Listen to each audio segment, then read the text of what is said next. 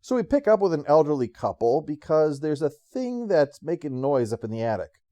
Well, it's not some damn fool gizmo that the grandkids got us. It's a signal that says there's trouble on Black Hawk Island, which sounds like one of the destinations in a helicopter-themed amusement park. And speaking of amusement, Flash is floating on little clouds watching fire, much to Hawkgirl's amusement. If you're afraid to talk to her, I'll tell her for you. Don't! You are so very sad. And this coming from someone in a love triangle with Green Lantern and his lover, who is such a vixen. Her name is actually Vixen. Through King Faraday, the old guy is able to get in touch with the Justice League. Turns out he's a member of the Black Hawks, the squadron that the League had met when they time traveled to stop Vandal Savage from replacing Hitler and leading the Nazis to global domination. I hate when that happens. Well, Flash and Hawkgirl have thus been to Black Hawk Island before, although Chuck, the last surviving Black Hawk, hadn't been there when that happened. But he knew of it and realized that, hey, all those weapons that they'd taken from the bad guys over the years, someone might want them, hence the alarm. Yeah, it turns out Luthor is leading a small team for this heist as part of their work for Grodd.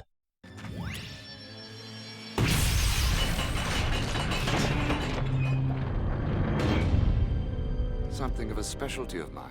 See, that's a form of lunacy you can at least understand. Defeat the Giant Robot is really an underrepresented part of heist films. Except, of course, for Ocean's 1011. While they're on that, Flash is distracted. Somehow. Something just seems to be keeping him from thinking about this very important mission. I understand. You're very deep in thought, mentally preparing for the battle. No time for women, I understand. You're doing something wrong if you're the fastest man alive and have no time for anything. Hawkgirl has to take matters into her own hands for this to work. But that's a short-lived solution as robot birds attack and their plane is torn open. Well, two of these three can fly, so Flash will need to be carried by fire while Hawkgirl fights the remaining bird, although it's not easy. She's going to need the help of a newly arrived Black Hawk, and fire giving it everything she's got, which means that at Flash's insistence, she drops him. After all, as the fastest man alive, he has plenty of time on the way down to realize how screwed he is. Fortunately, though, he's able to slow his descent with mini tornadoes, so we can get on with the business of stopping the bad guys.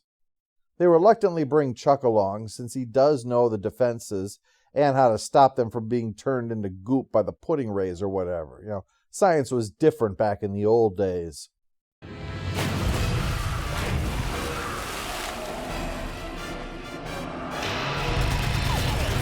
Case in point, flying robot hammerhead sharks. That is not something that comes out of a particle accelerator. Fire gets grabbed by a robotic squid. Yeah, I've seen enough anime to know how this ends. Luckily, Flash is able to create enough of a water spout to get air to her to flame on, and it takes out a war wheel too. That's superhero multitasking right there. So, time to breach the building and take on the bad guys. You're threatening us with a metal weapon? I'm a ferrokinetic. Ferrokinetic. There are no mummies in here, idiot.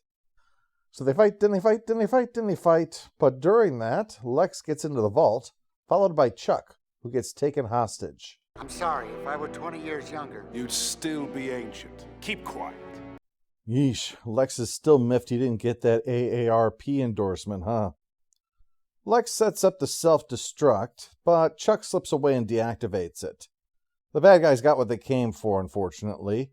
It's the Spear of Longinus, the weapon used to pierce the side of Jesus Christ. And naturally, a holy relic like that will mean a great deal to a man who is his own god and an ape. Well, it turns out this whole thing was just a test. He has no plans for the spear, except possibly as a decoration. And Lex has had a taste of what it's like to work for an asshole. Ha ha! How the worm has turned, huh, Lex? I Am Legion has to set up a new status quo, and that it does well. Black Hawk Island and stuff like that, it's all just real by the numbers and unimpressive. But Lex being slightly crazed after his brush with near godhood is a great new development for the character. Indeed, Where else do you go with a man who reached that high? He can't just be robbing banks and plotting to kill Superman. And the idea that the villains would now form their own team to counteract the effect of the Justice League is a nice new direction, even if it is in a way an homage to the Legion of Doom. The more realistic world that this series has makes it a logical development with interesting possibilities. So yeah, I Am Legion is much better at setting up the new normal than the basic action plot that fills out the rest.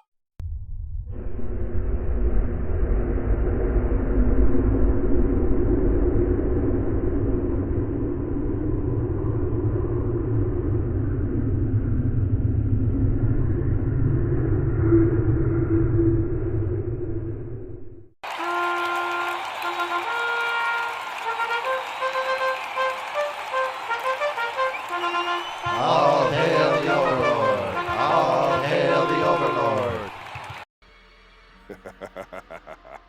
Monkey, I like your style.